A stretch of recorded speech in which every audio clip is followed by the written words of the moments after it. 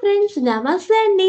Welcome back to my channel. ఈరోజు మన recipe రోటి పచ్చడి ప్రియులు అందరికీ వేడివేడి అన్నంలోని నోట్లో నీళ్లూరించే కమ్మనైన దోసకాయ కొబ్బరి పచ్చడిని ఈ వీడియోలో మీతో షేర్ చేసుకోబోతున్నానండి.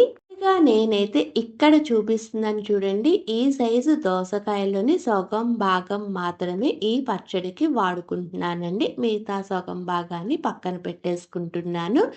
ఈ సగం భాగంలో తీసుకున్నటువంటి దోసకాయ పైన ఉన్నటువంటి తొక్క, దీని లోపల ఉన్నటువంటి గింజలన్నీ తీసేసి ఈ దోసకాయ అన్నది చేదు లేకుండా ఉన్నదో లేదా అన్నది ఒకసారి చెక్ చేసుకోవాలన్నమాట.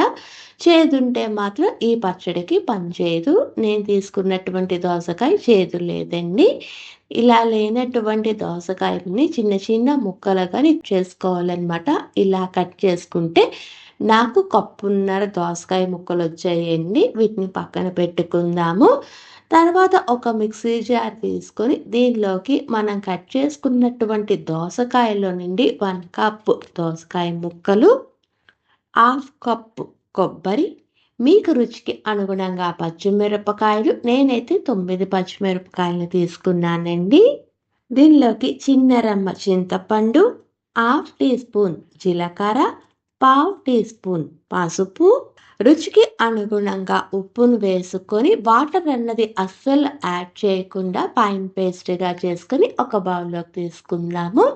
తర్వాత మనం ముందుగా ఇంకొక 1/2 కప్ దోసకాయ ముక్కలు పక్కన పెట్టుకున్నాం కదండి, వాటిని కూడా వేసుకొని ఒక్కసారి బాగా కలిసేటట్టు కలుపుకోవాలన్నమాట.